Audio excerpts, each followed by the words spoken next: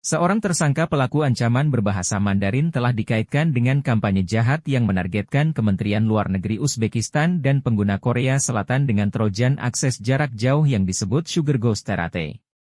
Ia hadir dengan fitur untuk memfasilitasi tugas administrasi jarak jauh seperti yang diarahkan oleh C2 dan protokol komunikasi yang dimodifikasi berdasarkan kesamaan struktur perintah dan string yang digunakan dalam kode, kata peneliti Cisco Talos Ashley Shen dan Chetan Raghuprasad.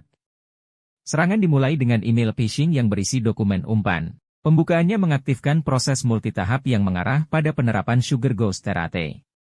JavaScript mendekode dan memasukkan file yang tertanam ke dalam folder temp, termasuk script batch, pemuat DLL yang disesuaikan, muatan Sugar Ghost terenkripsi, dan dokumen umpan. Kata para peneliti, dokumen umpan kemudian ditampilkan kepada korban. Sementara, di latar belakang, script batch menjalankan pemuat DLL, yang, pada gilirannya, memuatnya dengan versi salinan dari Windows sah yang dapat dieksekusi yang disebut Runde 32.exe untuk mendekripsi dan meluncurkan muatan Sugar Ghost. Varian serangan kedua juga dimulai dengan arsip RAR yang berisi file shortcut Windows berbahaya yang menyamar sebagai umpan, dengan perbedaan bahwa JavaScript memanfaatkan dynamic swappers untuk menjalankan shellcode yang meluncurkan Sugar Ghost.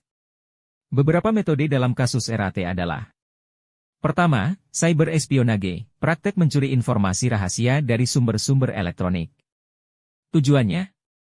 Mendapatkan keuntungan politik, ekonomi, atau militer. Selanjutnya, cyber sabotage. Tindakan merusak atau menghancurkan sistem, jaringan, atau infrastruktur digital. Mengapa? Untuk menciptakan kekacauan atau merusak operasional dengan motivasi politik, ekonomi, atau bahkan ideologis. Terakhir, cyber extortion. Praktik memaksa atau mengancam dengan merilis informasi pribadi atau merusak data kecuali tebusan dibayar. Metodenya? Ransomware dan ancaman DOS, yang bisa membuat bisnis atau individu terjebak dalam perangkat lunak perbudakan digital. Kesimpulannya, serangan ini menunjukkan kompleksitas dan kreativitas pelaku dalam menyusun kampanye jahat mereka.